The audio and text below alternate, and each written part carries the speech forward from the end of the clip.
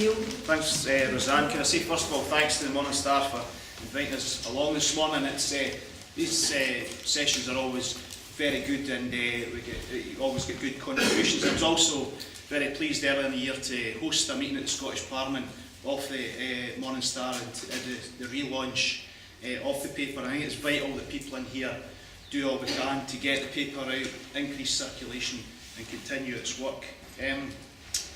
Could I say the task set by the organisers to think about democracy in Scotland and how we develop it to advance the interests of working people. And I have to say that got me thinking, which is always a pretty dangerous thing in itself, but think I did about the type of democracy we have at the moment and how it works in practice and in whose interests it's exercised. Because as the old cliche goes, democracy should be by the people and for the people, but often with cliches there's truth in how they developed. And democracy should mean a political system which places power in the hands of the people and their representatives. So in such a system, the laws and the policies made should always be developed in the interests of citizens. But if only it was that simple. Someone who I'm sure is an inspiration to all of us, Tony Benn, says that if you meet a powerful person, ask 5 questions. And here they are. What power have you got? Where did you get it from? And whose interest do you exercise it? To whom are you accountable? And the final one I like the best, and how the hell can we get rid of you? So, if you think about those things while we are addressing all of the issues that we are, then you might start to clarify your thoughts. And if you look at those tests and reflect on democracy in Scotland today, we can see, or we can start to understand how that admirable principle maybe does not reflect the reality on the ground. Because a key element of the multi-level governance that we have, of course, is the EU. And it's been reported recently that nearly half the laws passed through the UK Parliament emanate from the unelected European Commission. And more often than not, we haven't a clue where these great policy ideas come from. However, we do know that people like the European Round Table of Industrialists, sounds like a secret society to me already, but have an open door policy and a massive influence over the EU policy making process. We also know that there are 15,000, yes, 15,000 lobbyists active, though unregistered, working in Brussels and Strasbourg every day. And they're not there for nothing. They're there with the sole purpose of influencing policy, and many of them are very handsomely paid for doing so. And influencing policy they do because we know that, for instance, this lobbying results in policies which are generally there to enable and facilitate the interests of capital. If you look at things like the Services Directive, the Procurement Directive, these are designed to further the interests of big business, promote competition and privatisation, and put as many obstacles as possible in the way of state intervention and public provision. And our national governments also hide behind the EU and EU directives. If we take an example recently, Alec Neil has just moved position within the Scottish Government. When he was at infrastructure, he was asked, pressured by trade unions and others, to implement the living wage for subcontractors carrying out government work. And of course they said, we can't do that because the European Commissioner for Procurement has ruled against it on the basis that it would break EU procurement rules. And Mr Neil kind of meekly accepted this, and this is an example of where there's a lack of political will to challenge these decisions and where we hide behind commissioners. And a wee aside on this, they also are looking, Mr Neil in his new position as a Health Minister, is looking to challenge the EU ruling on minimum pricing for alcohol.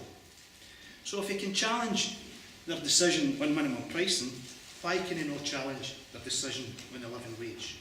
And I think this is an example of how the EU acts in the interests, acts against the interests of working people and in the interests of big business. And of course, even at a more base level, if you look at the EU and the European electoral system, which used to be democratic, I don't know if there's any sad people in the room who could actually name all the Euro MPs that we have now. Probably Vince, he's probably the saddest person in here, I'm sure he can. They don't have constituencies anymore.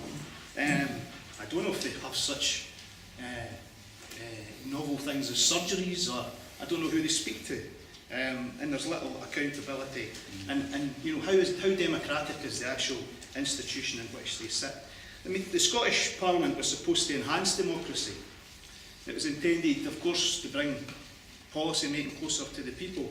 But I think at the moment, at all powers, at all levels of government, we have people are asked to take, well, we have people asked to take part in a whole range of elections at the moment. But people feel further and further distance from the decisions that affect their life. And this is so because in key areas that people are concerned with, their workplace, employment, their council services, transport, NHS, police and fire, water services, electricity, energy, planning, they feel totally excluded from the decision-making process. And more we see governments where they have actually ceded power to, for example, private companies as they hand over operational control of services. And people feel even further helpless in the workplace as their employment rights are diluted. At both Holyrood and Westminster, we see governments handing power over to unelected quangos and regulators. Remember a great phrase about the bonfire of the quangos? I think the matches must have been damp myself. But, and they set budgets and they introduce charges and they direct and control policy. And it seems increasingly we have governance by so-called expert rather than democratically elected government. So there's been a creeping and a fundamental transfer of power from democratic institutions to undemocratic ones. And you have to ask, where are the people and their representatives in all this? I'm afraid that very often they're outside the door with little or no influence. And the question, I suppose, this morning is how do we change that? Well, I think that has to be changed by linking that to change in the economy, and particularly in the economy and society. So we need to move from privatisation to the development of public services based on democratic and cooperative forms of administration, democratically elected boards, genuine forms of industrial democracy, and consultation that's not just a token exercise, but genuine and has genuine outcomes. We also, of course, have to consider the role of local government because, well, we had elections across the country in May and no progressive councillor was elected just to implement the cuts passed on by Tory and SNP governments. None of my friends and colleagues in local government wants to have to close down schools or libraries and cut jobs, and I know Gordon and others will speak about this later. Most decent councillors did not put themselves forward for election to be the axemen of Cameron, Osborne and Swinney, but essentially impose council tax freeze like we have in Scotland, with no ability to progressively raise local taxes to meet local spending priorities. It's just rate capping by another name. Councils are dictated to by central government, and when they should be able to, should be free to make their own decisions and stand or fall by them. Local government needs to be more democratic and responsive to the needs of our people. The Jimmy Reid Foundation recently published a paper that looks at empowering local government, and I think if you have a look at that paper, it's a useful starting point in discussing how we improve and enhance the role and the democratic credentials of councils. I was interested to hear Bill feel sorry for Joanne Lamont this week. It's seemingly for her sins of opening up a debate. Interesting, a debate within the Labour Party is a novel idea these days, but it's an even more novel idea within the SNP. And it just appears across the board that democracy within political parties is most certainly in decline. Of course, the fundamental question is to be how we use our democratic means to advance the interests of all our people. Proper democracy when it's used for the betterment of everyone, where laws are made in the interests of the many and not the few, as the saying goes. Any chance of a drink of water, somebody? All too often policies are developed in the interests of a small and getting smaller elite. If we look at an area where I'm interested, currently, the renewables sector. The wishes of people and communities who end up surrounded by onshore wind farms are totally ignored, and the interests of developers are prioritised. Wind farm developers in my area have literally encircled communities when they find a spot that meets their economic model, and that economic model is a cheap place to locate, close enough to the grid, thanks Steve, close enough to the grid and to their customers. And the interests of the community is completely and utterly ignored. The planning processes are manipulated and communities bribed and divided by community benefit schemes. And this whole area is dominated by foreign private equity and venture capital firms, and they're soaking up huge levels of public subsidy. And well, these projects, what they should be is community schemes, with local people determining their location, controlling the development of them, owning the asset and benefit for the surplus. But instead, at the moment, the big business community dominates. On a completely separate issue, I'm currently consulting on a proposed members' bill I have for the Scottish Parliament on lobbying. And this bill seeks to bring transparency to the lobbying process. Lobbying in the Scottish Parliament goes on in an industrial scale. Every day there are different groups, businesses, lobbying politicians. And prior to the Scottish Parliament being created, there was almost no lobbying going on in Scotland. But with the transfer of power from Westminster up here, you start to see the lobbying organisations, the industry, move into the Scottish Parliament. And now we're going to see transfer of powers with the Scotland Bill. You're going to see further lobbying going on, and if we have further constitutional change, then you'll see further lobbying again. And I think it's absolutely essential that the public know or can access information that says who's speaking to who, what they're speaking about, and if any policy decision changes because of that. I think that's just a basic democratic right. I would appeal to people. This is my advert for today. My consultation is out at the moment. Could you please submit a response? If you want to do it very quickly, just go onto the Unlock Democracy website and you can fill in a 2-minute questionnaire that will send the consultation to me. And I was delighted to hear Bill talk about opening up democracy. I'm sure when I go to get the 20 signatures that I need for my bill to proceed, then Bill's door will be the first that I can knock on. Just a one, so.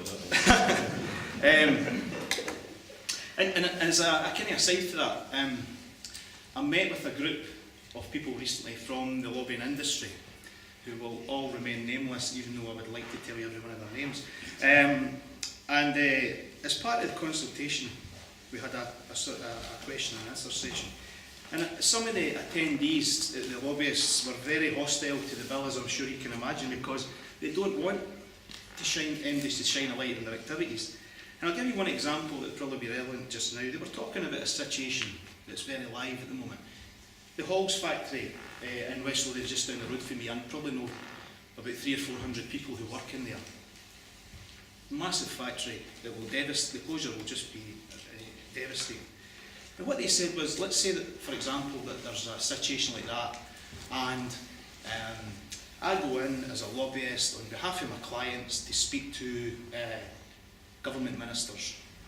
That's a very sensitive thing. It's commercially sensitive, therefore we don't want that in the public domain. That was their argument. And the counter to that, I said, was, well, there's 1,700 people whose bloody livelihoods exist, rely on that factory, and yet they're not to know that you are having some sort of debate with government about how to either sustain the factory or to close it. So it seems okay for them to have their nice wee chats in, say, John Swinney's office or whoever, but not for the plebs outside to know what's going on. And I think that is not on. And a few people have mentioned the Constitution, and of course that's dominating everything at the moment. And if we go towards independence, or different constitutional change, then that's going to have a big impact on our democracy. Whether it improves it or not, well, that's open to debate. But the question that Bill poses is, or suggests, is that independence will lead to better democracy. We're told that someday, or some say that the day after a yes vote, power and sovereignty will be transferred straight to the Scottish people. Well, will it? Because power will, I'm afraid, still lie in the hands of capital. Indeed, if we think where power lies in neoliberal Britain, namely the City of London, and that through their government at Westminster, we, allegedly at least, have some control or influence over it, then if we go independent, we don't have any representation at Westminster, but capital still lies, the power of capital still lies in London, then actually we're giving power away. And that is a question that those who advocate independence haven't answered. We were also told that we're now going to have the Bank of England as the central bank and the regulator controlling the currency, yet we have no Westminster representation, so therefore we're actually taking a step back, and again we're giving power away. And we're told that we'll have the Queen, God bless her, still as the head of state. So, and as Jackson mentioned, if we do have independence, I think we will have less ability to challenge that power because we will divide the UK trade union movement. And that is where I think the work that we've been doing in the red paper is so important.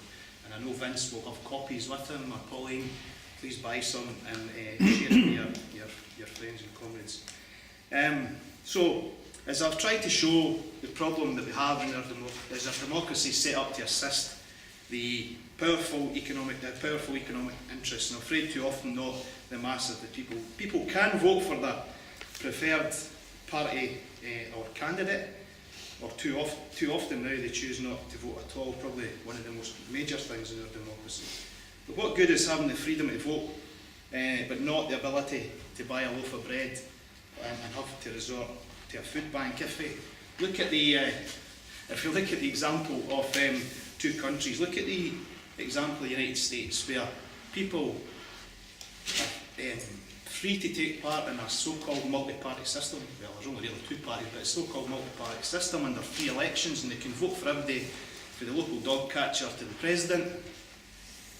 They are allegedly free. The fact that they're wondering about homeless, they've no health care, and they're illiterate doesn't seem to matter. If you look at the situation in somewhere like Cuba, we were told it's a one-party state, and you know all the rest of the propaganda that comes out, but they're able to read, they have health care, they've got food, and they've got a home. I ask you, who is the freer and who lives in a more democratic country? So, comrades, we need to change our democracy. First, make it more genuinely democratic, and secondly, whilst doing so, shaping our economy so it acts in the interests of all.